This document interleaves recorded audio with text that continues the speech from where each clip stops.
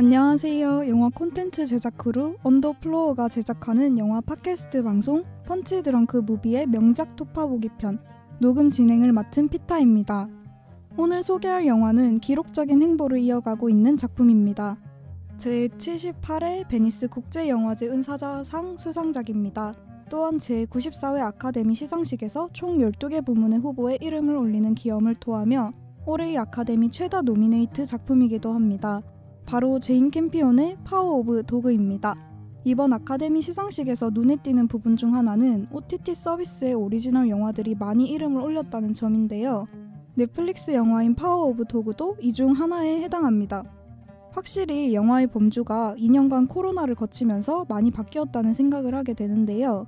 전 세계가 엔데믹을 고대하고 있는 만큼 이 기록들이 더 의미 있다는 생각이 듭니다. 본격적으로 영화에 대해 말하기 전에 함께 이야기 나눌 패널분들을 소개해드리겠습니다. 산초님. 네, 안녕하세요. 산초입니다. 네, 쿠맘님. 네, 안녕하세요. 살짝 출석 부르는 것 같은데. 네, 쿠맘입니다. 네, 르이님. 안녕하세요, 르인입니다. 네, 저는 피타입니다. 자, 이제 인사도 했으니 파워 오브 도그에 대해서 본격적으로 살펴볼게요. 파워 오브 도그는 해석의 여지가 많아서 관객들마다 저마다의 해석을 갖고 영화를 다르게 바라볼 수 있다는 특징을 가지고 있어요. 1부에서는 파워 오브 도그의 줄거리를 크게 세 부분으로 나누어 인물과 사건을 중점적으로 살펴보고 연출과 촬영 등 영화의 내부적인 부분들에 대해서도 이야기 나눠보는 시간을 가지겠습니다. 본격적으로 이 부분에 대해 이야기하기 전에 파워 오브 도그는 언제 보셨는지 또 어떻게 느끼셨는지 굉장히 궁금한데요. 먼저 이야기해보자면 개인적으로 이제 제인 캠피온 감독의 작품을 좋아해서 파워 오브 도그도 나오기만을 기다리고 있었는데 영화를 보고 나니까 진짜 딱 결말까지 봤을 때 영화가 너무 차갑다. 그러니까 차갑다. 서늘하다. 네, 서늘하다. 진짜 그 표현이 딱 맞는 것 같아요. 그리고 무엇보다도 베네딕트 컴버배치 연기가 너무 좋아서 그 컴버배치 좋아하는 친구한테 야, 너 이거 봤어? 완전 좋아. 빨리 봐. 이러면서 막 주변에 영업하고 다녔는데 이번에 녹음 준비하면서 다시 보니까 더 좋았던 작품입니다. 네. 쿠맘님은 어떠셨어요? 저는 솔직히 말하면은 저는 이제 작품을 바라볼 때 창작자가 아무리 작품을 만들었어도 그 작품의 주인은 관객이라고 생각을 하는 편인데 그러한 점을 따졌을 땐 조금은 불친절한 영화였다. 왜냐하면 해석의 여지가 너무 많고 처음 봤을 때 만약에 저희 어머니나 저희 아버지가 봤다면 이걸 영화관에서 봤다면은 무슨 욕을 나한테 할까? 맞아요. 처음 봤을 땐 좀 불친절한 면이 있었어요. 약간 이해하기 어렵기 때문에 맞아요. 그게 좀 크게 느껴졌는데 제가 이거를 2번 봤거든요. 과제 때문에도 보고 방송 준비하면서도 봤는데 확실히 처음 볼 때랑 2번 볼 때랑 또 다르더라고요. 좋은 영화인 거 확신한 것 같아요. 볼매다. 네. 파워 오브 도그는 볼매다. 네. 좋죠. 그러면 루이님은 어떻게 보셨어요? 네, 저도 일단 정말 좋게 봤고요. 저는 개인적으로 약간 기존 장르를 그냥 그 공식을 따르는 그런 영화보다 좀 장르를 새롭게 변주하는 그런 영화를 좀 더 좋아하는 것 같아요. 그래서 약간 이 영화에서도 중반부에 좀 거대한 비밀이 좀 드러나잖아요. 그래서 그쵸. 그 작품의 분위기가 묘하게 달라지는데 그때부터 좀 이야기에 힘이 붙기 시작하면서 관객들이 굉장히 몰입되는 그런 부분이 있었던 것 같아요. 근데 마치 약간 기생충의 지하실 장면? 그런 장면처럼 저한테는 그 비밀이 밝혀지는 순간이 굉장히 충격적으로 다가와서 굉장히 좋았고 그리고 뉴질랜드 특유의 그 자연경관이라고 해야 되나? 네. 미국 서부지만 뉴질랜드를 로케로 촬영했잖아요. 맞아요. 그래서 되게 만족스러웠고 그래서 원작까지 읽었다. 이렇게 말씀드리고 싶습니다. 네. 되게 성실하시게 준비해 오셨네요. 제일 열정이 넘쳐나시네요. 감사합니다. 그러면 산초님은 어떻게 보셨어요? 저는 이 영화를 맨 처음에 알게 된 게 이제 작년에 이제 부산국제영화제에서 이 영화를 프리미어로 상영한다고 했었어서 이 파워 오브 도그라는 작품을 알게 됐는데 그 당시에는 이제 티켓팅이 실패해가지고 이게 넷플릭스에 출시되는 그러니까 개봉된 날 바로 이제 한번 보고 그리고 이번에 방송 준비하면서 2번째로 보게 되었는데 네. 저는 애초에 처음 봤을 때부터 이 영화는 정말 좋다. 왜 이렇게 베니스 국제영화제에서도 호평을 받고 음. 아카데미에서도 최다 노미네이트 되었는지 알겠다. 약간 그런 생각이 들었습니다. 다들 재밌게 보신 것 같아요. 그리고 다 2번씩은 보시고 오셨네요. 자, 그러면은 저희 이제 본격적으로 파워 오브 도그의 첫 번째 파트에 해당하는 이야기부터 들어볼게요. 코맘님이 말씀해 주시겠어요? 네. 필과 그의 동생 조지는 거대한 목장을 운영한 지 25년이나 된 것을 기념하기 위해서 레드밀이라는 식당에서 식사를 하기로 합니다. 필은 레드밀에서 여성스럽고 연약해 보이는 피터를 조롱합니다. 이에 피터는 순식간에 사람들의 웃음거리가 되고 필은 여기서 그치지 않고 레드밀의 다른 손님들이 시끄럽게 웃고 떠든다는 이유로 소리를 지르고 아수라장으로 만듭니다. 이에 레드밀을 운영하는 과부 로즈는 아들 피터가 노골적으로 무시당하는 모습을 보면서 울게 되죠. 이 모습을 본 조지는 그녀를 위로하고 이후 조지는 지속적으로 레드밀에 가서 로즈 일을 도와주고 로즈와 대화를 나누면서 가까워지고 결국 둘은 결혼에 성공하게 됩니다. 하지만 필은 조지와 로즈의 결혼을 매우 좋아하지 않아요. 이에 필은 여러 가지 방법으로 조지도 조금 안 좋게 얘기하고 로즈도 올가매면서 괴롭히기 시작하면서 초반부는 마무리가 됩니다. 네, 저희 초반부 줄거리까지 들어봤는데요. 저희가 이제 1부만 보아도 영화 캐릭터들의 개성이 굉장히 뚜렷하다는 거를 알 수 있어요. 혹시 각자 보시면서 각 캐릭터들에 대해서 어떻게 보셨는지 한번 얘기해보면 좋을 것 같아요. 혹시 르윈님은 어떻게 보셨나요? 여기 영화에 등장하는 4명의 주요 인물들 있잖아요. 네네. 필, 조지, 피터, 로즈 다 이제 매력이 넘치고 좀 개성이 독특한 그런 인물들인데 저는 굉장히 MBTI를 좋아하는 사람으로서 과연 이 인물들의 MBTI는 뭘까 좀 검색해서 구글링을 좀 해봤더니 광신도네 MBTI. 과학입니다. MBTI. 퍼스널리티 데이터베이스라는 사이트가 있더라고요. 거기서 이제 이 파워 오브 도그 MBTI를 검색해봤더니 이 4명의 캐릭터에 대한 MBTI가 나왔는데 간단하게 소개를 해드리자면 필은 ISTJ, 청렴결백한 논리주의자 혹은 세상의 소금이라고 하더라고요. 근데 이 ISTJ의 약간 특징을 좀 부합하는 걸 간단하게 얘기해 드리자면 좀 논리적이고 합리적인 걸 굉장히 중요한데 구시대적인 관습을 좀 논리에 따른 판단 없이 수용한다고 하고 또 과거 회상을 좋아하고 남들이 기억하기 힘든 세세한 추억들까지 간직하고 있다. 그리고 건강하지 않을 경우 자신이 속해 있는 사람들을 관리하고 통제하려는 경향이 있다.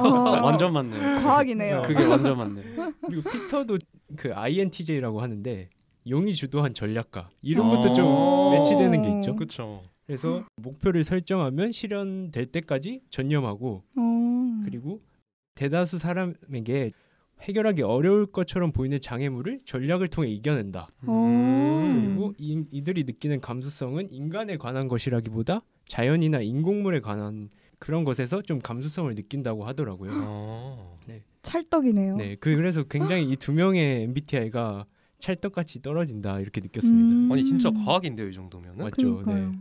등장인물의 MBTI를 듣는 거는 거의 처음인 거예요. 이런 접근이 되게 맞아요. 색달라가지고 재밌네요.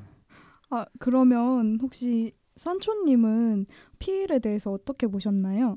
저는 일단 전반적으로 이 영화의 등장인물들이 다 좀 복합적인 성격을 가지고 맞아요. 되게 이런 표현이 맞는지 모르겠는데 인물이 층이 쌓여 있는 아. 그런 인물들이라고 느껴졌는데 그 필 같은 경우에는 이제 되게 폭력적이고 되게 과격한 인물이기도 하지만 저는 뭔가 내면의 비밀이 있다고 느꼈는데 필이 혼자 언덕을 응시하는 씬이 있는데 이제 거기서 부하들이 형님 뭐 어딜 보고 계십니까? 약간 이러니까 맞아요. 이제 필이 보이지 않으면 아무 의미가 없어 이러면서 계속 그 언덕을 응시하면서 이제 필의 얼굴을 클로즈업하는 씬이 나오는데 거기서 약간 필의 얼굴이 되게 좀 울적해 보인다? 맞아요. 좀 그런 게 있죠. 감상에 젖어가지고. 네 맞아요. 그래서 되게 필이 겉으로는 되게 과격하고 남성적인 인물이지만 뭔가 내면에 결핍이 존재하는 인물이라고 생각을 했고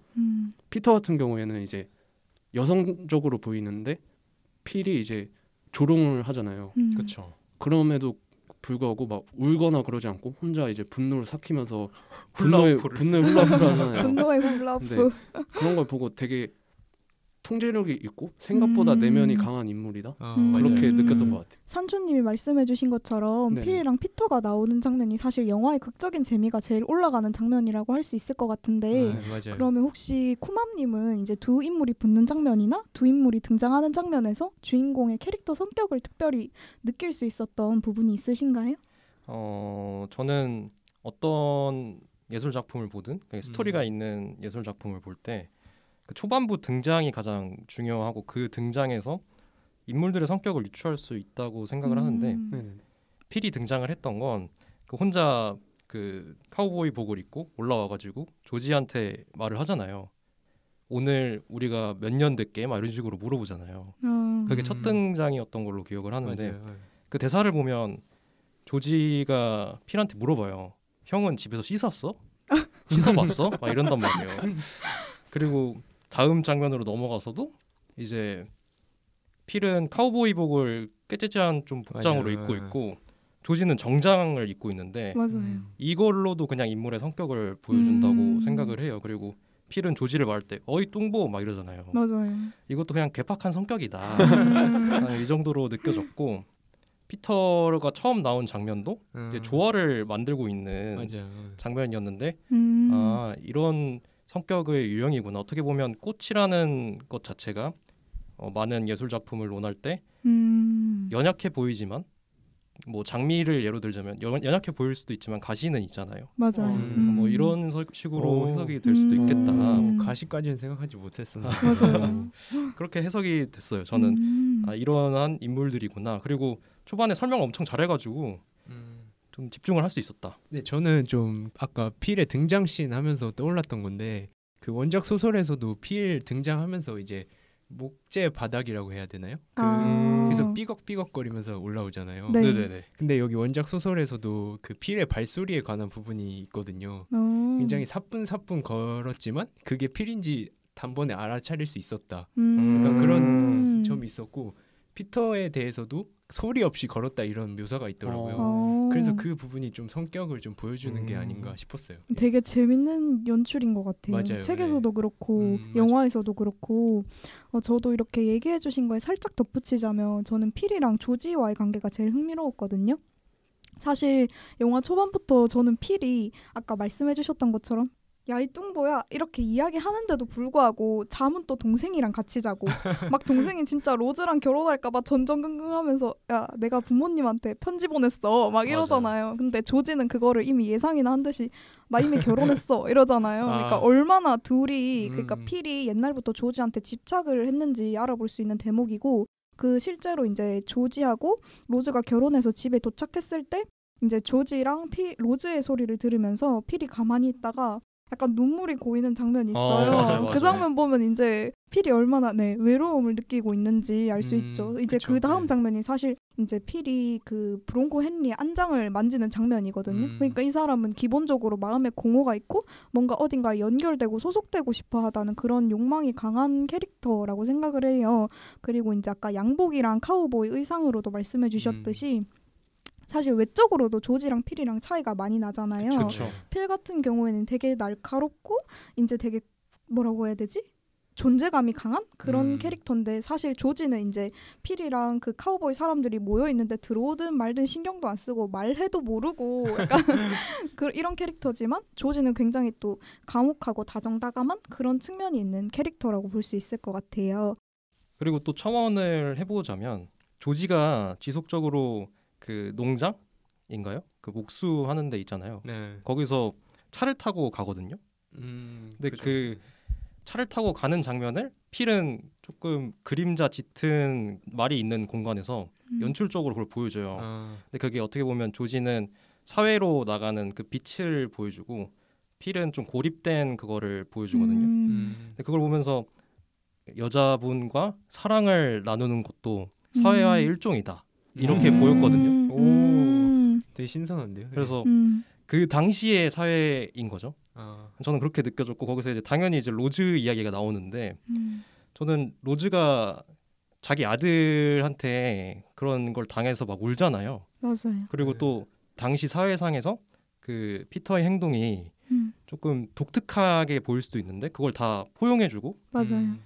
정이 많은 타입이고 좀 포용력이 좀 많은 타입이라고 생각을 했는데 네. 그리고 그 포용력으로 조지도 포용하고요. 왜냐면 필이 그 상처를 줬잖아요. 맞아요. 근데 그 그렇죠. 동생을 그래도 포용을 해준 거니까 사랑도 빠지고 이 부분도 저는 로즈의 성격을 보여주는 장치다라고 생각을 했고 그 로즈의 미래도 알 수 있었는데 네. 로즈랑 조지가 갑자기 차를 세우고 춤추잖아요. 아 맞아요. 그 장면 되게 좋았는데. 네, 장면 저도 보면서 그 장면 너무 좋았어요. 아 좋네. 이렇게 느껴졌거든요. 근데 그 장면에서는 연출이 엄청 밝은 곳이고 그리고 그 둘을 진짜 자연히 맞아요. 포용하듯이 보여주거든요. 필과 조지가 사는 집에 딱 도착했을 때는 네. 어두워요. 맞아요. 그렇죠. 그러면서 이 조지와 로즈의 관계도 조금 힘들어질 수도 있겠고 로즈도 조금 힘들어질 수도 있겠다. 그거를 느낄 수 있었던 것 같아요. 그 포용이란 단어랑 빛으로 설명해 주신 게 되게 좋네요. 저 보면서 캐치를 못했던 건데. 네, 저도요. 네, 되게 좋네요. 저도 추가로 덧붙이고 싶은 이야기가 있는데 네네. 이제 아까 당시 사회상에 대해서 쿠맘님이 말씀해 주셨잖아요. 이제 그 당시 사회에서 그 과부라는 게 되게 큰 이건 좋지 않은 시선. 네 맞아요. 그런 시선이다 보니까 네. 저는 그런 사회적인 시대상을 고려하면 로즈가 이제 자기 아들이 그런 조롱을 당해도 자기 자신이 이제 떳떳하지 못한 입장이다 보니까 뒤에서 울 수밖에 없는 도입부부터 로즈는 되게 사회적으로 약자임을 보여줬다고 저는 생각을 하거든요. 그것도 맞는 네. 장치인 것 같아요. 그래서 저는 되게 그 네. 조지라는 인물에게 의지를 할 수밖에 없는 상황이고 그렇기 때문에 그 아까 쿠마님 말씀해 주신 차에서 같이 춤을 먼저 로즈가 가르쳐 주잖아요. 그쵸, 그쵸. 맞아요. 그러면서 이제 피아노 뭐 한번 쳐줄 수 있냐 뭐 이런 식으로 얘기하니까 로즈가 웃으면서 나 잘 못 쳐 이렇게 하면서도 집에 와서 계속 피아노를 연습하는 게 그 사회적으로 약자인데 자신을 구원해줄 사람이 이제 조지이다 보니까 그렇죠. 어쩔 수 없게 그렇게 의존할 수밖에 없는 상황이라고 저는 생각을 했어요. 되게 다양한 해석들이 많이 나와서 재밌네요. 네, 파워 오브 도그의 이제 캐릭터까지 다 살펴봤는데요. 혹시 인상 깊었던 음향적 장치나 사운드 트랙이 있는지 얘기해보면 좋을 것 같아요.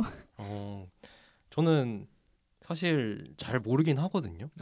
그래서 사운드 트랙을 얘기하기 전에 그냥 인상 깊었던 그 음향 장치 네. 그런 거를 생각해 보면 그 피아노를 사들여 와가지고 치잖아요.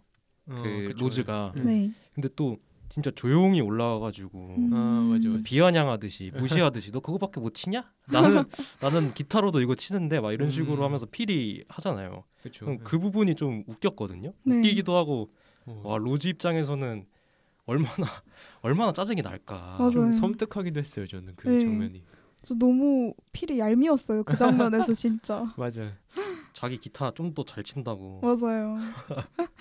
그러면은 혹시 저도 이제 되게 주요하게 본 게 저는 그 음향적 장치로 캐릭터를 드러내는 부분이 되게 좋았거든요. 필 같은 경우에는 일단은 아까 말씀해주신 발걸음 소리도 그렇지만 그 카우보이 신발에 달린 그 톱니바퀴 소리 있잖아요. 챙 소리, 챙 싫어요. 네네. 그거를 찾아보니까 박차라고 하더라고요. 그게 이제 음. 굴러가는 소리를 계속 내면서 이제 필의 존재를 나타나기도 하고 그 보면 나중에 로즈가 술 마시는 모습을 몰래 봤을 때 계속 이렇게 휘파람 소리를 내가지고 자기가 있다는 거를 알리기도 하잖아요. 그런 부분도 그렇고 또 저는 음악 사용이 좀 좋았던 부분이 이제 필이라는 캐릭터는 계속 그 아까 기타라고 말씀하신 벤조? 그러니까 줄이 있는 악기를 계속 들고 다니잖아요.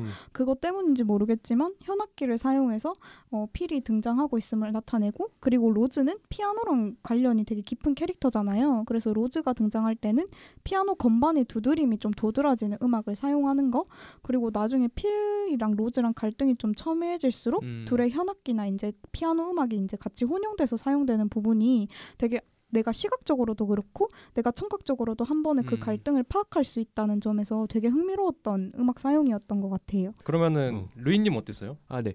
저도 좀 전반적으로 좀 근데 통상적인 서부극의 음악이 아닌 것 같은 느낌이 들지 않으셨나요? 맞아요. 긴장감을 유발하는 그런 음악들이 좀 사용된 것 같고 네. 특히 저는 한 트랙을 뽑자면 25 Years라는 곡이 되게 작품의 아우라라고 해야 될까요? 그걸 되게 직접적으로 좀 드러내는 것 같거든요. 그 첼로로 시작을 하는데 네. 그 첼로나 기타 같은 현악기를 막 뜯고 튕기는 그런 게 좀 되게 기묘한 분위기를 좀 자아낸다 그렇게 느꼈고 이 음악이 베네딕트 컴버배치가 등장하는 장면과 좀 겹치면서 이 사람한테 걸리면 진짜 정말 큰 수모를 당하겠구나 그런 생각이 들 정도로 음악이 몰입을 시켰다 그렇게 얘기하고 싶어요. 인물의 입체성을 좀 높인 작용도 네, 했죠. 맞아요.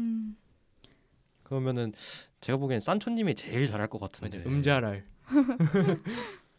그 파워 오브 도그의 이제 음악 감독이 조니 그린우드라는 사람이잖아요. 네. 아, 네. 이분이 이제 라디오헤드의 이제 기타리스트이자 이제 영화 사운드트랙 그 음악 감독이기도 한데 그 이분이 인터뷰에 의하면 이제 많은 분들이 네.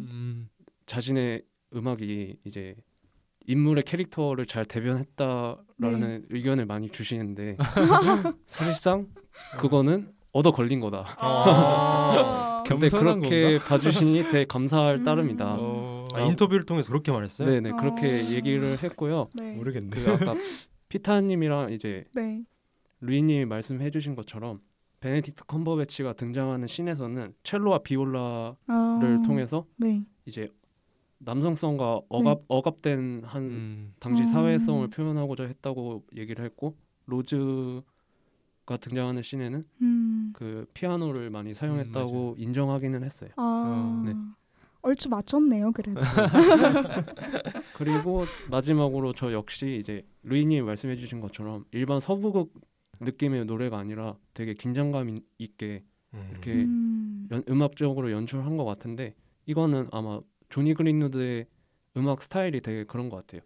조니 그린우드가 이제 다른 영화 음악 감독으로 보여준 작품이 이제 폴 토마스 앤더슨의 마스터나 데어윌비 블러드나 네. 최근 개봉한 이제 파블로 라라인의 스펜서에서도 그 인물의 되게 긴박한 상황이나 인물의 내면의 그런 혼란 네. 이런 걸 음악적으로 되게 표현을 하려고 해서 스펜서 음악 감독이에요? 네네. 그래서 되게 유사성이 있을 거예요. 와 그것도 장난 아니었거든요.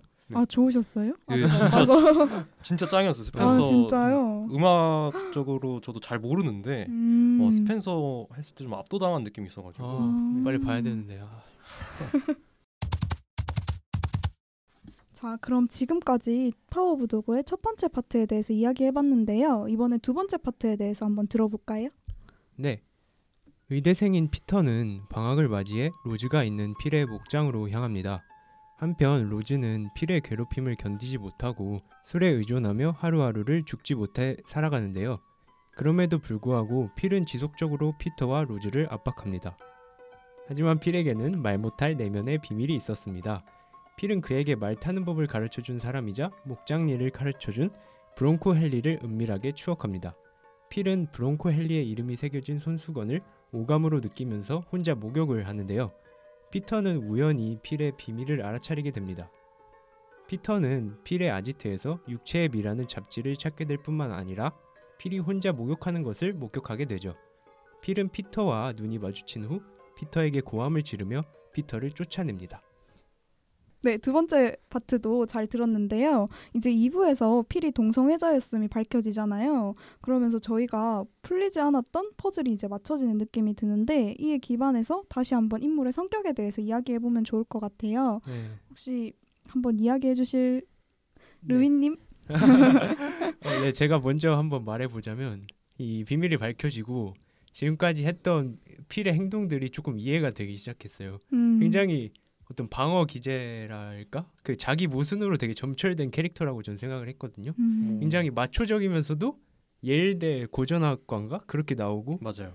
또 속으로는 그 혼자 목욕하면서 그 지나간 사람에 대해서 계속 추억하고 이렇게 되고 되게 양가적인 그 성격을 가진 캐릭터였는데 저는 되게 약간 세상이 자기를 버렸기 때문에 자기도 세상을 버릴 수밖에 없었다는 그런 평가가 제가 원작 소설을 읽어보니까 나오더라고요. 네, 그래서 삼국지의 조조가 생각났는데 저는 내가 세상 사람들을 저버릴지언정 세상 사람들이 나를 저버리지 하지 않겠다. 그런 말을 하는 그런 조조의 그런 캐릭터성과도 좀 겹치는 부분이 있었다. 그런 식의 생각을 하게 됐어요. 그러면 혹시 산초님은 이 필에 대해서 어떻게 보셨어요? 그 아까 제가 처음에 뭔가 내면의 비밀이 있는 것 같다고 말씀을 드렸잖아요. 그쵸. 근데 그게 이제 맞아 떨어지면서 이제 퍼즐이 맞춰진다는 느낌을 많이 받았는데 결국 필이라는 인물은 동성애자이고 브론코 헨리라는 떠나간 사람을 이제 좋아하는 거잖아요. 그렇죠, 네. 그렇죠. 손수건 씬도 있고. 네, 맞아요.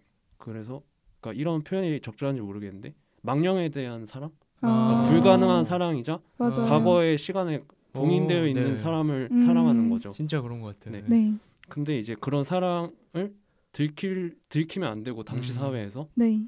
또한 이제 아까 피타님이 말씀해 주신 대로 그게 불가능한 사랑이다 보니까 네. 계속 다른 사람을 질투하는 거죠. 네. 근데 또 그런 거를 티를 내면 안 되니까 계속 내면의 간극이 발생하게 되고 네.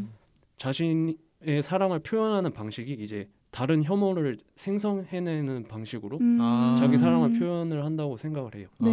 아, 저도 그 부분에 되게 동의하는 게 사실 저 피터랑 필이랑 처음 만날 때 그 식당에 들어와서 제일 먼저 꽃을 발견하는 사람이 필이거든요. 맞아요. 사실 자기가 그거에 대해 관심 없으면은 못 인식해요. 근데 다른 사람들 다 이야기하느라 정신없는데 꽃 들어가지고 먼저 이렇게 조롱을 하고 피터가 걸어오는 이제 행색 보고도 조롱하는 것도 필이고 근데 그 부분이 사실상 자기가 얼마나 그거에 대해 의식하고 있는지 보여주는 거라고 생각하거든요. 그래서 그런 부분이 이제 아까 혐오하는 것에 대해서 말씀하셨잖아요. 네. 그렇죠. 그래서 그 부분에 되게 저는 동의를 하게 되는 것 같아요. 혹시 르윈님은 이에 대해서 더 의견이 있으세요? 손 들으셔가지고. 네, 손 들으셔서.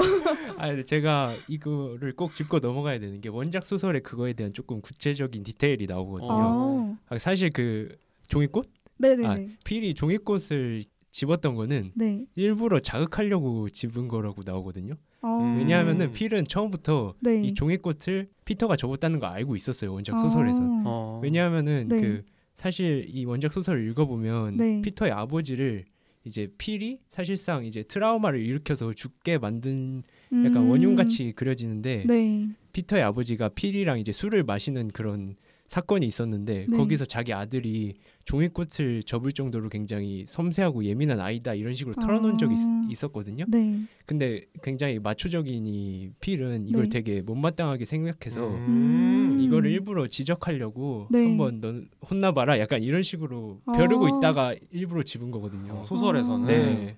되게 계획적인 조롱이었네요. 네, 맞아요. 더 악질적이죠 어떻게 보면. 그러니까요. 그 원작을 말씀해 주셨는데 루이님께서 이제 결국은 이 파워 오브 도그라는 작품이 제인 캠피언이 이제 원작을 각색한 영화잖아요. 맞아요. 네. 그래서 이제 그 인터뷰에서 그런 얘기를 했었는데 그 종이꽃에 대한 시인에서 이제 필이 자신만의 방법으로 네. 자신의 사랑을 제한한다고 표현을 하더라고요.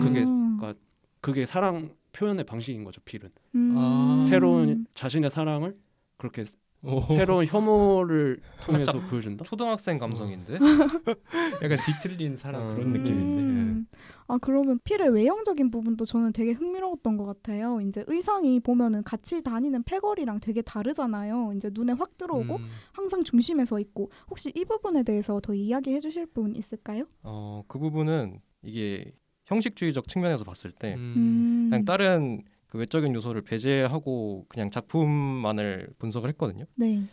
근데 그걸 봤을 때 이제 딱 봐도 걸음걸이가 이상하잖아요. 보통 저희가 네. 옷을 입을 때 네. 상의가 조금 두터워지기가 마련이거든요. 좀 맞아요. 두껍게 되기. 그쵸. 근데 필은 하의가 더 도드라지더라고요. 근데 이게 어떻게 보면 아까 루이님 말씀하셨던 것처럼 그 기존 과거에 대해서 좀 자유로웠던 사람일 수도 있겠다라는 생각이 들었는데 그걸 억누르기 위해서 뭔가 일부러 땅에 붙이는 느낌? 그냥 남성성을 강조하면서 네. 그거를 보여준 장치라고 생각이 들었고요. 그러면서 자연스럽게 이제 피타님이 나오는 피터의 그 옷을 봤는데 그 피터는 거의 시종일관 옷이 똑같아요. 제가 보기에는. 그렇네요. 그래서 엄청 단정하고 그리고 주변이 환경이 어떻든 그냥 자기만의 정체성을 계속 유지하는 인물이라고 생각이 들었거든요. 네. 그래서 저는 그 부분도 좀 흥미롭게 보였던 것 같아요. 캐릭터에 대한 다양한 해석에 대해서 이야기해볼 수 있었는데요. 여기에서 파워 오브 도그는 묘한 뉘앙스로 서사가 진행된다는 특징 때문에 배우들의 훌륭한 연기가 더 돋보이기도 하는데요. 혹시 특별히 기억에 남는 배우들의 연기가 있었을지 한번 이야기해보면 좋을 것 같아요. 저 같은 경우에는 그 커스틴 던스트, 로즈 역을 맡은 커스틴 던스트의 내면 연기가 되게 좋았는데요. 이제 필이 계속해서 로즈를 긴장시키잖아요. 맞죠. 저는 약간 이런 느낌이었거든. 그 약간 조그만 송곳 가지고 사람을 계속 쉬지 않고 찌르는 느낌이었어요. 근데 그 긴장이 계속되다 보니까 이 불안이 완전히 체화된 느낌? 맞아요. 그래서 로즈 얼굴이 계속 경직된 상태로 등장하잖아요. 그거 보면서 서서히 이제 내면이 무너져가는 모습이 되게 잘 드러나고 있구나라고 느꼈던 것 같아요. 혹시 이제 다른 캐릭터에 대해서 이야기해 보실 분 있을까요? 베네딕트 컴버배치 이야기를 안 할 수가 없을 그쵸. 것 같아요. 맞아요. 예. 누가 하나 기다리고 있었어요 사실은. 먼저 베네딕트 컴버배치 먼저 얘기하자면 이제 아까 제가 설명드렸다시피 이제 필이라는 인물이 내면의 간극이 존재하는 거잖아요. 네. 겉으로는 이제 되게 남성적이지만 그 내면적으로는 되게 동성애자이고 네. 그걸 숨겨야 하는 입장인 거고. 그렇죠. 그런 내면의 간극을 이제 표현하는 수단이 저는 휘파람이라고 생각을 해요. 네. 이게 주로 로즈를 갈굴 때나 혼자 있을 때 되게 휘파람을 많이 부는데 네. 뭔가 그 자신의 처지나 자신의 상황을 약간 대변하는 수단으로 그걸 휘파람으로 연기를 했다고 생각을 해서 뭔가 휘파람이 되게 좀 애처롭게 들린다고 해야 되나 그런 느낌을 되게 많이 받은 것 같아요. 그러면 이제 2부까지 살펴봤는데요. 이제 수많은 반전들이 숨겨져 있는 마지막 파트에 대해서 살펴보면 좋을 것 같아요. 산초님 혹시 말씀해 주시겠어요? 네, 필은 혼자 목욕하면서 브론코 헨리를 추억하는 것을 피터에게 들킨 후에 피터를 대하는 태도가 180도 달라지는데요. 필은 피터에게 밧줄을 완성해서 주겠다는 약속까지 합니다. 또한 피터는 필과 브론코 헨리가 언덕에서 지저대는 개의 형상을 봤던 것처럼 개의 형상을 발견하기도 해요. 이에 피터와 필은 로즈의 우려와 달리 급속도로 가까워지게 됩니다. 어느 날 필은 피터에게 승마를 가르쳐 줄 겸 절벽으로 여행을 갈 것을 제안하게 됩니다. 하지만 여행을 간 사이 로즈는 필이 피터를 위해 밧줄을 완성하려고 모아둔 가죽을 모두 팔아버립니다. 이 사실을 알게 된 필은 매우 분노하지만 피터는 여행 도중 죽은 소로부터 채취한 생가죽을 필에게 주면서 필은 그날 밤 밧줄을 완성하게 됩니다. 하지만 필은 동물 사체를 만져야 걸리는 병인 탄저병으로 인해 끝내 사망하면서 이 영화는 마무리되게 됩니다. 네, 결국엔 죽여버리네요. 정말. 네, 영화의 결말까지 살펴봤는데요. 저희가 영화의 결말까지 보게 되면은 파워 오브 도그라는 제목에 대해서 안 생각해볼 수가 없을 것 같아요. 실제로 개의 세력이라는 말은 필의 장례식 기도문에도 등장하는데요. 혹시 각자 파워 오브 도그의 의미에 대해서 생각해본 게 있을까요? 르이님 어떠셨어요? 네. 저도 파워 오브 도그의 의미랑 마지막에 등장하는 그 시편 구절이 있었잖아요. 네. 그래서 그거를 저는 약간 성경의 문외한이다 보니까 좀 잘 아는 그런 독실한 친구한테 여쭤봤다? 물어봤는데 다윗 왕이 얘기한 거라고 하더라고요. 그래서 내 유일한 것은 영화로 대입해 보면은 어머니를 뜻하고 개의 세력은 그 어머니를 괴롭히는 이제 필이나 그런 세력들을 지칭한다고 이렇게 얘기가 되더라고요. 근데 저는 근데 이게 결국 약간 늙은 개인 필이 네. 약간 새로운 개인 피터로 이제 세대 교체가 되는 이야기일 수도 있겠다 이렇게 생각이 들었어요. 그래서 나중에 어떻게 보면 피터도 나이가 들고 이제 네. 9세대가 될 수 있는 그런 순간이 올 거잖아요, 분명히. 네. 그래서 다윗 왕의 어떤 말년을 보면은 굉장히 좀 비극적이거든요, 다윗 왕도. 그래서 그것과 좀 겹쳐서 볼 수도 있지 않을까라는 생각을 했어요. 예. 되게 흥미로운 해석이네요. 저는 피터 잘 먹고 잘 살 거라고 생각했는데 비극적인 치료를 맞을 수도 있군요. 일단 당분간은 잘 살 것 같아요. 저도 그 루이님 의견이랑 비슷한 게 있었는데 네. 저도 캐치를 한 게 그 엄마와 게이 세력 이런 느낌이었거든요. 근데 저희가 영화 제일 초반부에 나레이션이 나오잖아요. 네. 엄마를 돕지 않으면 난 사내도 아니지. 맞아. 엄마를 구할 수밖에 이런 네. 식으로 나오는데 네. 근데 저는 이 영화 자체가 매우 중의적이고 매우 모호적이다라고 맞아요. 생각을 네. 하는데요. 네. 피터의 관점에서 보면 필이 게이 세력이죠. 근데 그렇죠. 영화를 끝까지 보면 과연 피터도 게이 세력이 아닐까? 그리고 그 게이 세력에 대한 구조를 읽는 게 피터니까 저는 좀 더 피터에 가깝다라고는 생각을 하거든요. 네. 근데 그 세대 교체라는 말이 저는 좋았던 것 같아요. 아. 루이님의. 감사합니다. 혹시 산초님은 어떻게 보셨어요? 두 분이랑 말씀하신 거랑 되게 유사한데요. 네. 저도 저만의 방식으로 약간 오. 정리를 해보면 네. 필이 결국 언덕에서 보이는 개의 형상을 보고 과거의 브론코 헨리를 추억하잖아요. 근데 이제 피터도 언덕을 보고 한 번에 지저대는 개의 형상을 발견하는 것을 고려했을 때 네. 개의 세력이라는 거는 이제 동성애자의 사랑의 징표이기도 하다고 생각을 하고요.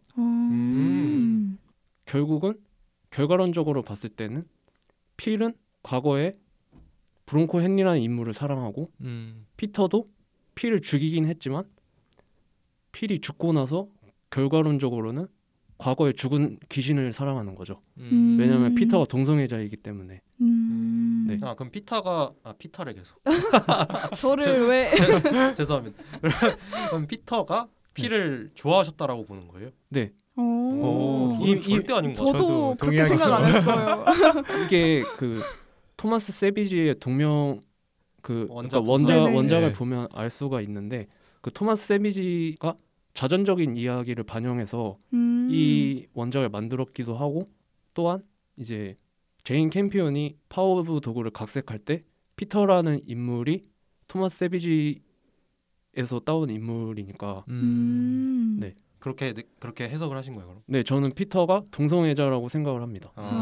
저도 피터가 네. 동성애자일 수 있겠다라고는 생각을 하는데 네, 저도. 과연 필을 좋아했을지 그리고 네, 맞아요. 네. 또 뭐 작품의 원작이 그렇고 뭐 감독이 그렇게 고려했다고 하지만 어떻게 보면은 관객이 느끼거나 그 장면의 구성으로 봤을 땐 만약에 필을 좋아했다면 네.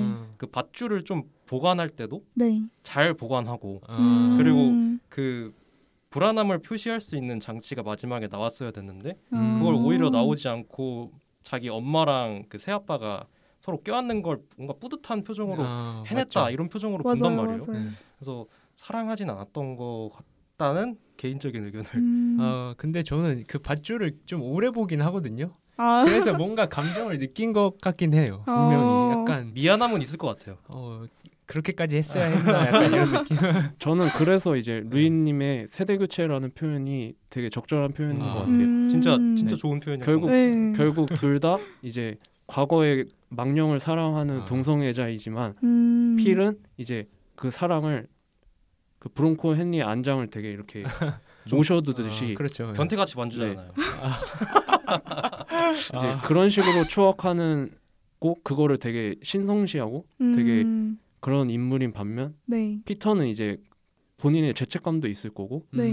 그 밧줄을 숨기는 식으로 그러니까 자신의 사랑을 숨기는 식으로 이제 동성애자의 세대 교체라는 게 맞는 것 같아요. 그러면은 제가 계속 헷갈려하는 피터님은 네. 저희한테 계속 질문만 하셨는데 그 의견이 궁금하거든요. 사실 저는 처음 봤을 때 파워 오브 도그가 뭐지? 모르겠다. 맞아요. 약간 이랬거든요. 근데 다시 보고 나니까 약간 어렴풋이 느껴졌는 게 저는 그 파워 오브 도그라는 거, 그러니까 개의 세력이라는 것이 이제 피터를 설명하는 말에 조금 더 가깝다고 생각을 했어요. 왜냐하면 개의 세력이라는 걸 생각했을 때 통상적으로 저희가 강한 힘이라고 생각하진 않잖아요. 근데 그 부드럽고 뭔가 섬세한 그 힘이 저는 정확히 피터랑 맞닿아 있다고 생각을 했거든요. 맞아요. 그러니까 피를 죽이는 방식도 되게 오랜 시간 그 사람을 관찰해야 나올 수 있는 방식이라고 생각해요.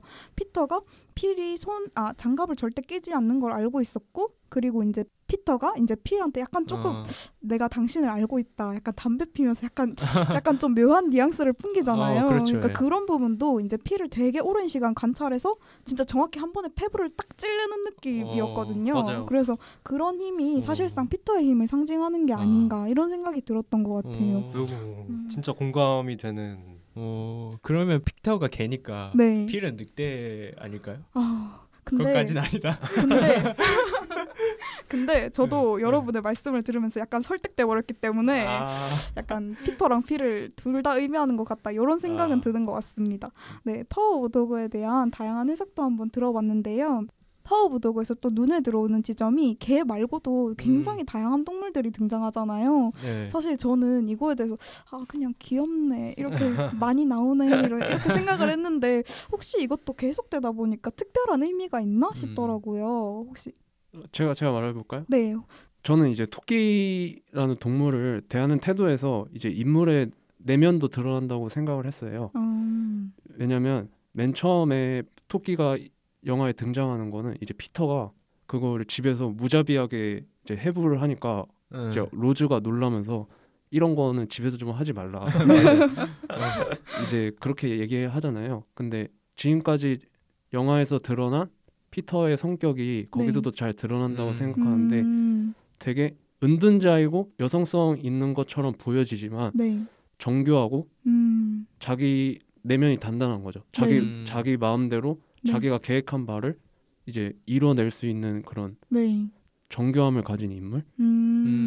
그래서 이제 그 필과 여행을 갔을 때도 그 토끼가 이제 나무더미라고 해야 되나? 거기로 들어가니까 이제 피터는 걔를 그냥 꺼내잖아요. 그리고 다리가 부러졌음에도 쓰다듬고. 근데 반면 필은 그러지 못해요. 그 토끼를 잡으려다가 손을 다치기도 하고 그 토끼가 다친 모습을 보니까 그럼 어쩔 수 없지. 그냥 놓아줘라.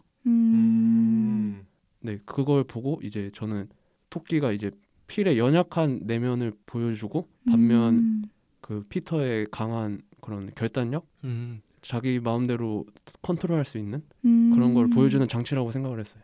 근데 저 잘 기억이 안 나서 그러는데 피터가 그 토끼를 놓아주나요? 죽여버려요. 네. 죽이죠. 아이고 예쁘다 괜찮아 걱정하지 마 하고 목을 팍 죽여버려요. 네, 맞아요. 네, 그래서 그거 좀 불쌍했고 중요하죠.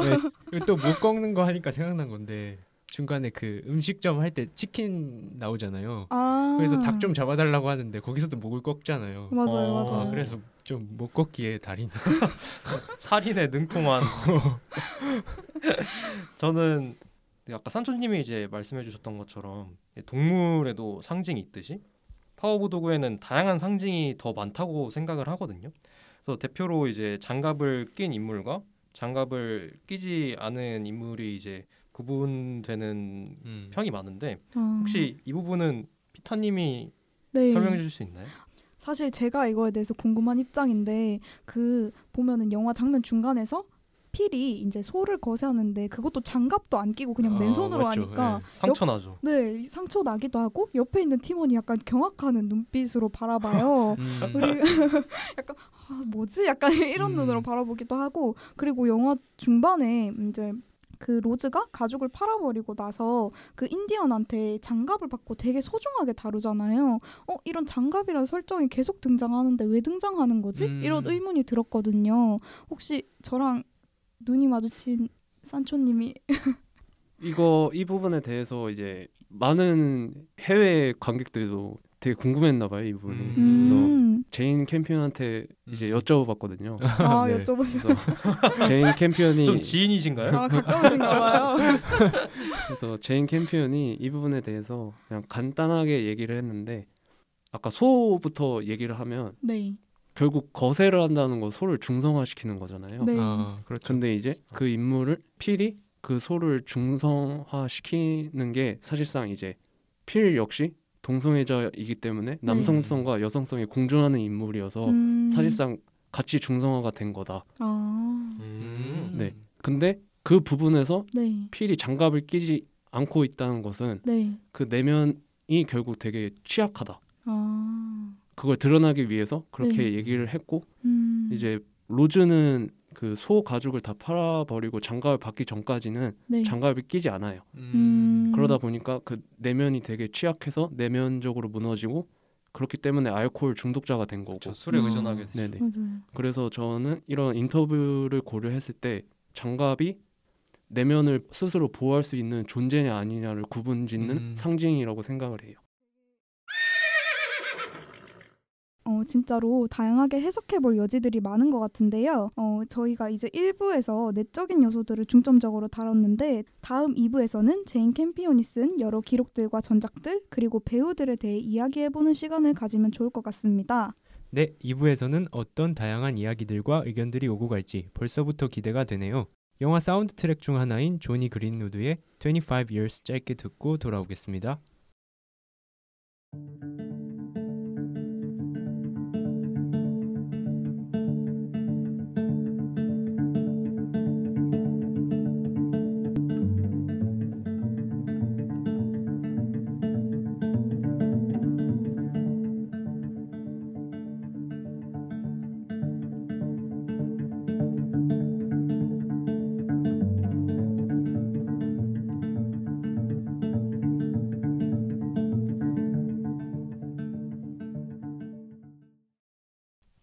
입으로 돌아온 명작 토파보기 파워 오브 도그입니다.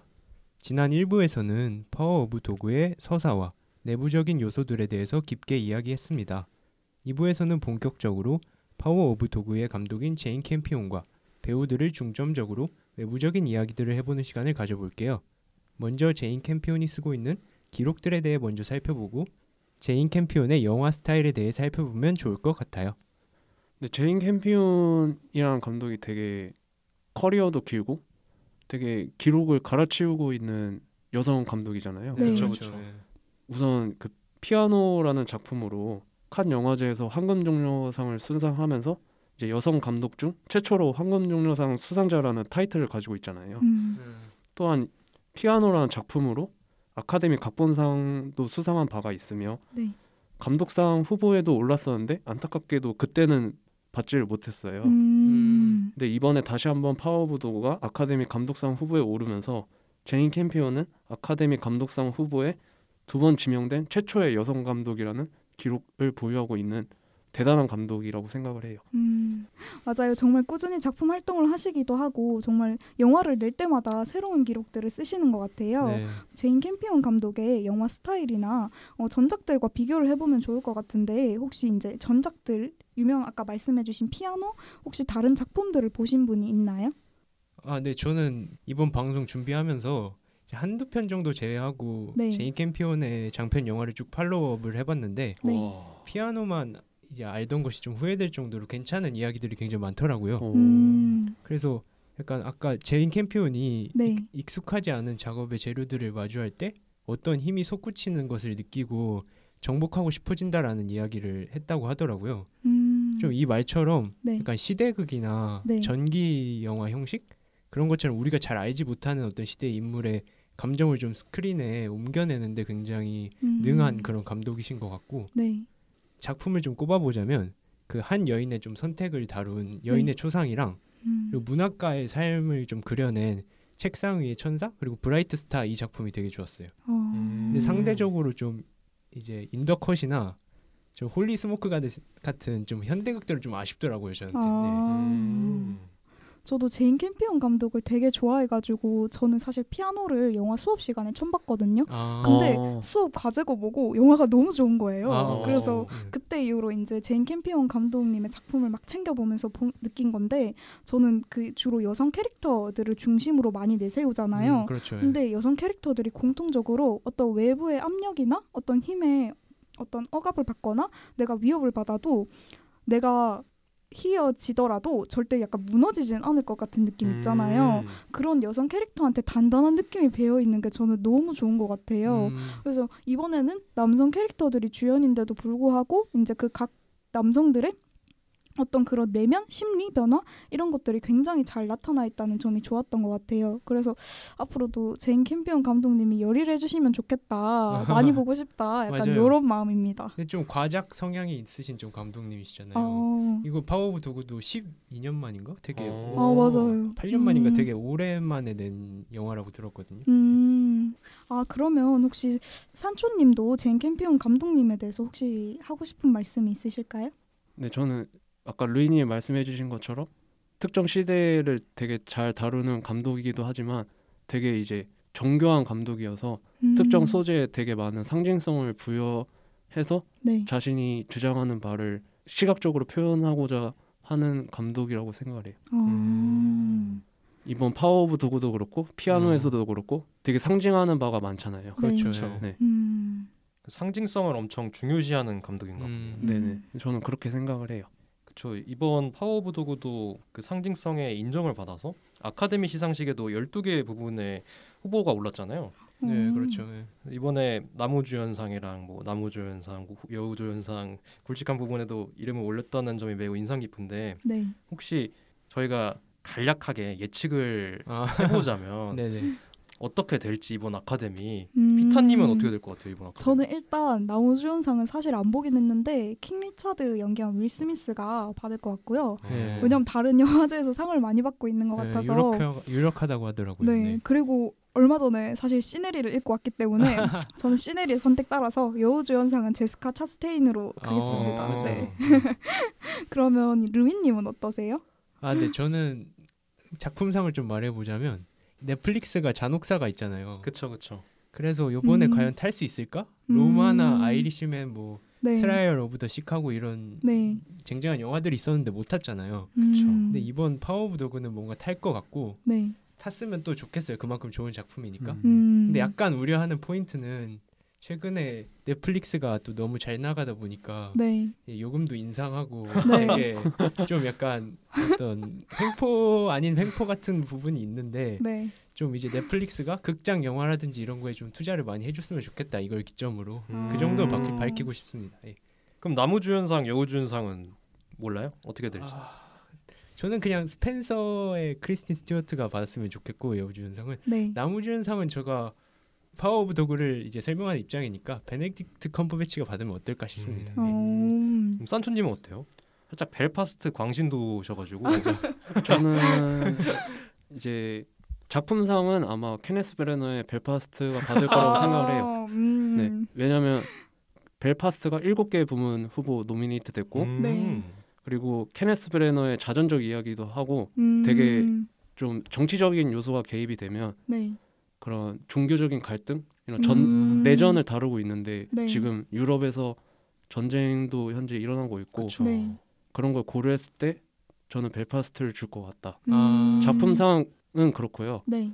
하지만 파워 오브 도그는 그 감독상이랑 각색상을 탈 것 같아요. 저는 네. 감독상을 저번에 피아노로도 받을 뻔했지만 그때 못 받았기 때문에 이번에 아마 그걸 줄 것 같고 각색상도 아마 제인 캠피언한테 줄 것 같아요. 각색상은 확실히 받을 것 같아요. 저는. 네네. 그럼 나무주연상, 여우주연상은? 저는 나무주연상은 아마 그 피타님이랑 똑같이 윌 스미스가 받지 않을까라는 네. 생각이고 여우주연상은 저는 크리스틴 스튜어트가 스펜서라는 작품으로 받을 것 같아요. 저도 나무주연상은 제가 그 킹 리차드인가요? 네, 맞아요. 그걸 아직 안 봐가지고 베네딕트 컴버배치라고 해야 될 것 같고 여우주연상은 스펜서를 봤거든요 최근에. 네. 근데 진짜 연기가 맞아요, 훌륭하더라고요. 대단하더라고요. 그래서 어. 그걸 체감했을 때는 무조건 여우주연상은 크리스틴 스튜어트일 것 같고 작품상은 저는 두 글 중 하나라고 생각을 하는데 파워 오브 도그나 네. 그 드라이브 마이카 저도 그 마카 너무 좋았거든요. 예. 그 두 개 다 소설 원작인데 네. 개인적으로 그 드라이브 마이카 소설은 읽어봤기 때문에 드라이브 마이카한테도 좋을 것 같아요. 기분은. 나도 드마카 진짜 좋아했거든요. 저도 박유림 배우의 맞아. 광신도로서 그 작품을 되게 좋아하지만 연기가, 예. 외국어 장편상에 그치지 않을까. 냉정하게 봤을 때. 좀 아쉬울 것 같은데. 예. 저희 1주 지나서 한번 봅시다. 뭐가 받을지. 네, 저희가 아까 말했듯이 파워 오브 도그는 토마스 세비지의 동명 소설을 각색한 넷플릭스 영화인데요. 이 부분에 대해서 한번 이야기를 나누면 좋을 것 같아요. 이 넷플릭스의 성장세가 무서운데 이에 대해서 혹시 쿠맘님이 말씀해 주시겠어요? 제가 이제 블로그 활동을 하면서 넷플릭스 뭐 공개 영화나 넷플릭스 순위 같은 거를 맨날 찾아보고 그리고 좀 넷플릭스의 좋은 명작들을 이런 식으로 찾아보게 되는데 네. 사실 넷플릭스가 그 요즘 잘 나가잖아요. 맞아요. 그렇죠. 예. 좀 명작들을 자기네들이 만들어 보려고 해서 네. 좋은 감독도 데려오고 좋은 작품을 만드는 모습을 보면서 네. 진짜 넷플릭스가 진짜 성장했다. 그렇죠. 전 돈룩업도 재밌게 보긴 했어요. 네. 그래서 그런 것도 보지만 다른 이면은 어떻게 보면은 공장처럼 찍어낸다라는 느낌이 있거든요. 특히 약간 그렇죠. 로맨틱 코미디물을 진짜 한 달에 한 개씩 내요. 그런 것 같기도 하네. 그거 보면서 동전의 양면이다. 저는 좀 영화를 많이 보는 축에 개인적으로 생각한다고 하는데 네. 근데 넷플릭스로 이제 출시된다는 얘기를 들으면 네. 극장에 좀 잘 안 가게 되지 않나요? 맞아요. 확실히 네. 그런 건 있는 것 같아요. 네, 그래서 최근에 프랑스에서 네. 그 넷플릭스가 벌어들인 연간 수익의 20%를 프랑스 영화, 드라마 이런 데 재투자하라고 그런 식의 어떤 네. 그 협의를 했다고 하더라고요. 네. 그래서 물론 넷플릭스 덕분에 한국 콘텐츠가 좀 세계에서 인정받고 네. 창작자의 자유도 보장돼서 다양한 작품이 나오는 건 좋지만 네. 좀 아까 말했던 것처럼 극장 산업에 대해서도 한번 생각해봤으면 좋겠다. 음. 그런 식의 말을 던지고 싶습니다. 예. 저도 넷플릭스 영화를 굉장히 좋아하는 편인데 사실 이제 이게 코로나 시대 혜택을 가장 많이 입은 게 뭐냐라고 물으면은 네. 저는 그게 OTT라고 할 것 맞죠, 같아요. 예. 진짜죠, 사실 진짜. 진짜로 이제 앞으로 이제 주변의 친구들만 봐도 OTT는 보험식으로 들어놓는다. 안 그렇죠. 들어놓으면 불안하다 이렇게 말하니까. 근데 한 가지 아쉬운 점은 저 이런 유명세가 되게 짙은 그런 감독들의 작품을 많이 볼 수 있다는 것도 좋은데 늘 극장에서 못 본다는 아쉬움이 늘 있어요. 그래서 넷플릭스가 좀 더 유연하게 운영해주면 좋겠다라는 바람을 품고 삽니다. 네. 네. 그리고 파워 오브 도그는 서부극이라고도 볼 수 있는데요. 최근에 2010년대 후반에 들어서 굉장히 다양한 서부극들이 많이 등장한 것 같아요. 퍼스트 카우나 코엔 형제의 작품 같은 것들이 대표적이라고 할 수 있는데요. 혹시 선조님 이에 대해서 말씀해 주시겠어요? 일단 카우보이 서부극 하면 되게 남성적인 이미지를 강조한다는 편견, 그러니까 선입견이 있잖아요. 그렇죠.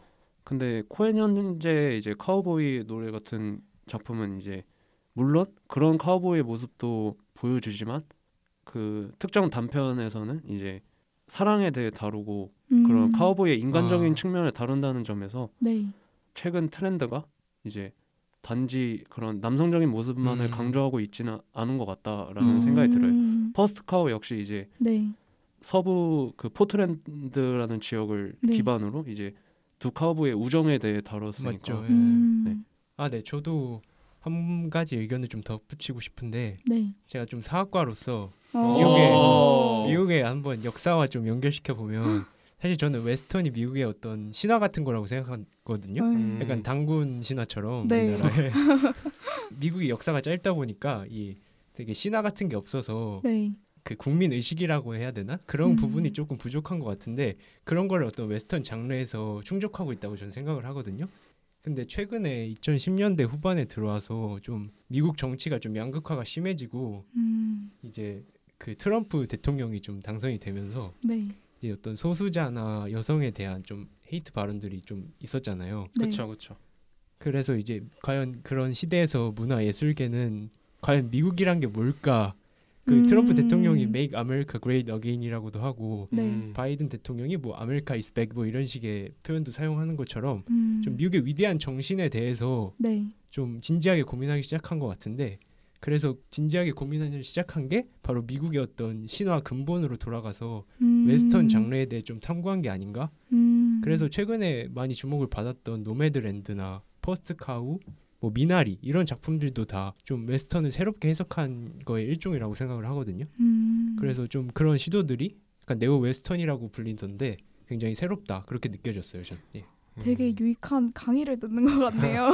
저 한 가지 질문이 있는데요. 그러면 이제 미국 서부를 배경으로 이제 똑같이 동성애를 다룬 작품이 있는데 그 이안 감독의 이제 브로크백 마운틴이 있잖아요.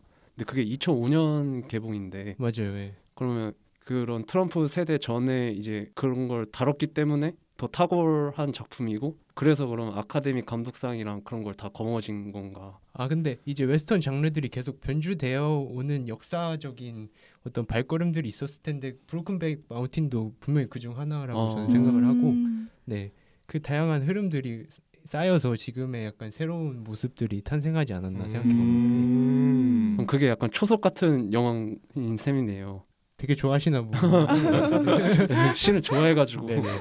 저도 진짜 빨리 한마디 네네. 하자면 서부극 하면은 배우가 떠오르는데 클린트 이스트우드 맞죠. 떠오르고. 아, 근데 지금은 또 감독으로 활동하시는데 그 네. 감독의 작품 중에 1992년에 개봉한 건데 용서받지 못한 자가 있어요. 네, 좋죠. 네. 이거 아직 안 보셨다면 네. 이게 제가 생각하기엔 서부극 해체를 그린 맞아요. 작품의 최초라고 생각을 하기 때문에 아, 한 번씩 보셨으면 한다고 하고 이제 저는 물러가겠습니다. 집 가서 꼭 찾아보겠습니다. 좋아요. 자, 지금까지 영화 파워 오브 도그의 면모를 낱낱이 살펴봤는데요. 이제 최종적으로 영화의 별점을 각자 매겨보겠습니다. 저희가 이 영화의 별점이 5점이하면 펀치, 이 영화의 별점이 6점 이상이면 드렁크로 구분해서 이야기를 해볼 텐데요. 그럼 지금까지 나눈 이야기들을 종합해서 파워 오브 도그에 대한 본인의 최종 단평과 각자의 영화의 별점을 매겨볼까요? 일단 저부터 한번 해보겠습니다. 네. 저는 일단 드렁크고요. 아, 8.5점 주겠습니다. 이때까지 오. 최고점이라고 할 수 오. 있을 것 같아요.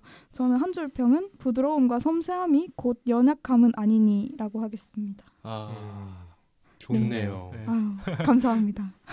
그러면 쿠맘님은 어떠셨어요? 저는 처음 봤을 때는 7점이었는데 네.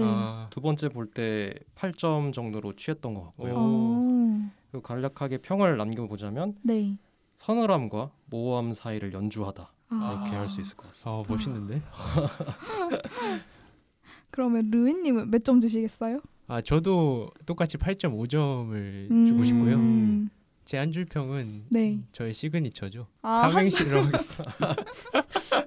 그러면 저희가 파워 오브 도그 하나씩 파 던져줄 오 때. 도로 해드리면 되나요? 파오 도로. 그쵸, 해드리죠. 아, 파워도로. 파워도. 네. 파워도. 그러면 저희가 운 띄우겠습니다. 근데 이번에 좀 기대를 안 해주셨으면 좋겠는데 아, 네. 굉장히 급조한 거라. 네. 파 파워 오브 도그야. 오.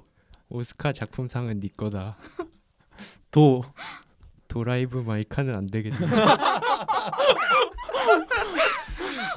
일부러 기대감 낮추시네요. 진짜 대단하시네요. 네. 이러면 제가 해야 되는데 너무 부담되잖아요. 부담감이. 스스로 바꿨어야 되는데. 아닙니다.